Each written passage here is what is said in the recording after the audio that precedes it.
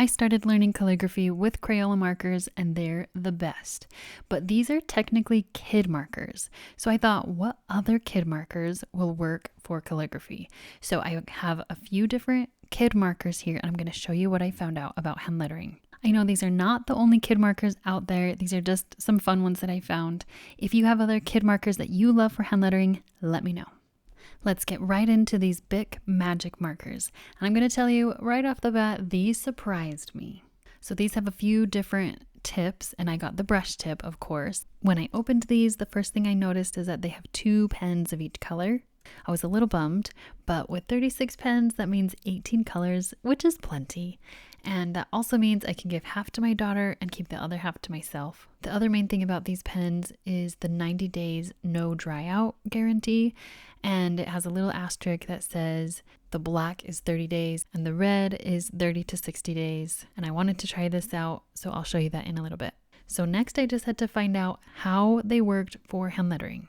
The brush tip looks large, but actually I found that I could get a good variation of sizes of my letters if I was pressing harder or lighter. So I was able to get some little letters and some big letters. And like I said, these totally surprised me. I was not expecting to find such a good brush pen because a lot of the generic brush pens or kid marker brush pens are not very good. But these ones, they're firm enough and they bounce back really well. I don't think they're like top quality like Karen markers, but this is actually a really nice brush tip. It's kind of similar to the Kuretake Fudobiori. It feels a little bit like that to me. So if you've tried those, it's kind of like that. Maybe the Kuretake is a little bit higher quality because, you know, these are cheap kid markers, but they really surprised me. They're so good. For the low cost and the amount of pens that you get, these are really great. I love to recommend Crayolas to beginners, and I think these ones are right up there on the top of the list to recommend to beginners. So if you want a kid marker that you can share with your kids but also steal for yourself, these are a good one. And they didn't bleed in my journal. This is my Arch and Olive journal though, which has really thick paper, so not a lot of things bleed through. They come in a good variety of colors. They're really bright and saturated. And because they are so cheap and kid-friendly, I'm not worried about them getting ruined. So I also had my daughter test them out, and this is what she made with them. This is her little cheap journal that has really thin pages, and they did bleed through on these thin pages. But she seemed to enjoy them, and so I think these are kid-approved as well. So now testing for the 90-day no dry out. I left it sitting up. I tested it after a week. I was really surprised. These keep surprising me. It feels a little bit dry, like I needed to go slower or something, but there was still a lot of ink. I was really surprised. I also tested them after a month, but I'll show you that in a little bit. Gotta leave a little bit of suspense here.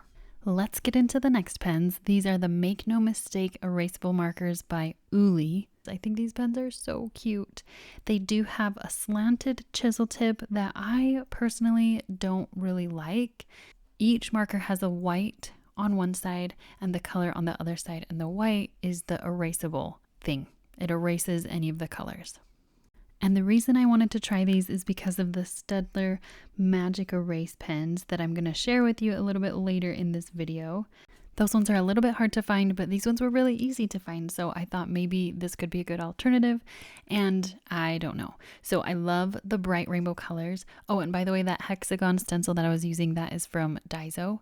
So here I just wanted to color with them to see all of the colors and see how each of them would erase. And I found that they did a really good job. The bright colors are so fun. I don't like the highlighter yellow, that fluorescent yellow. It was a little too bright for me, but I liked all the rest of the colors, and I liked that I could just erase the edges if I accidentally colored out of the lines a little bit.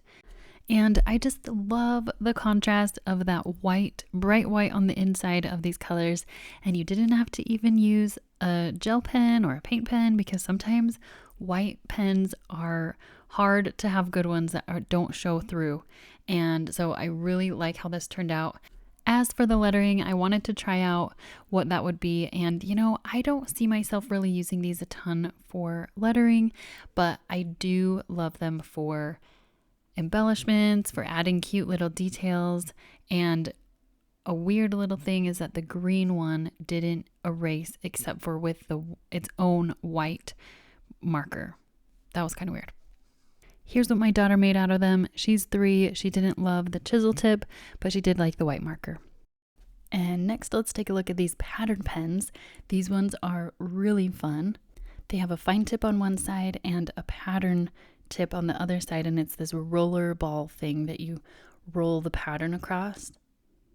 A lot of these patterns I think are super cute and really fun, would make cute borders in your bullet journal or cute headings, underlining things. There are some patterns though that I'm like, what symbol even is that? Why would I ever use that? But I do like that it has the pattern and the fine tip in the same color.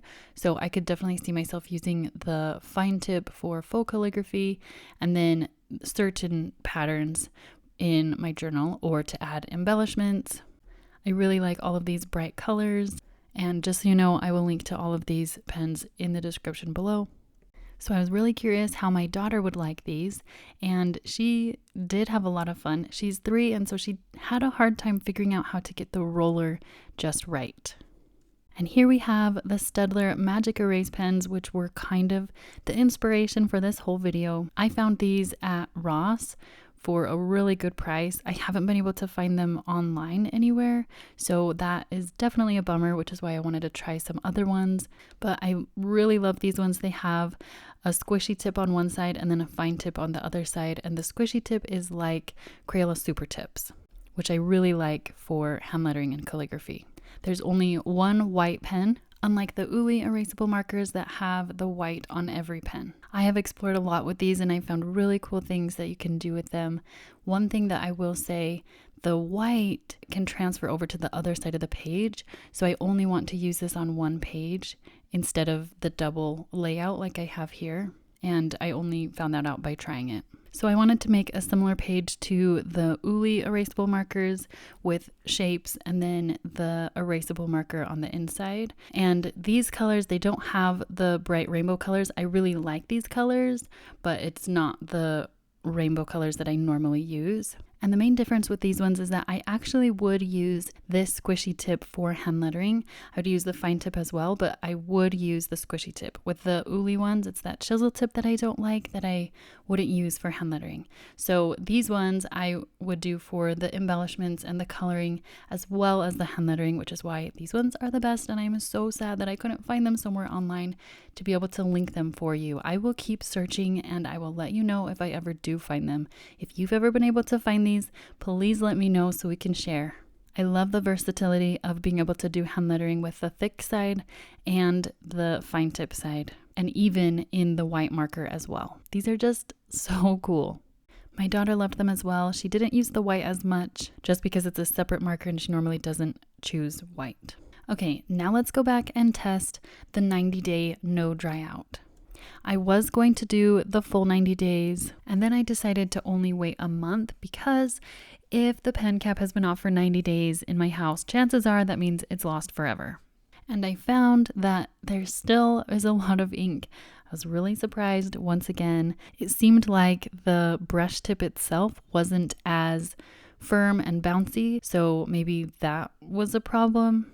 But there definitely was still ink, maybe a little bit dry, but still worked just fine. So if you have kids that leave the caps off, this is definitely a good marker to have. And the brush tip is so good for you to use as well. Or if you have a child who's learning hand lettering, these are really great. And I had to show you the cap is safely back on the marker. It's all closed up just to give you some closure. Thank you so much for watching this video.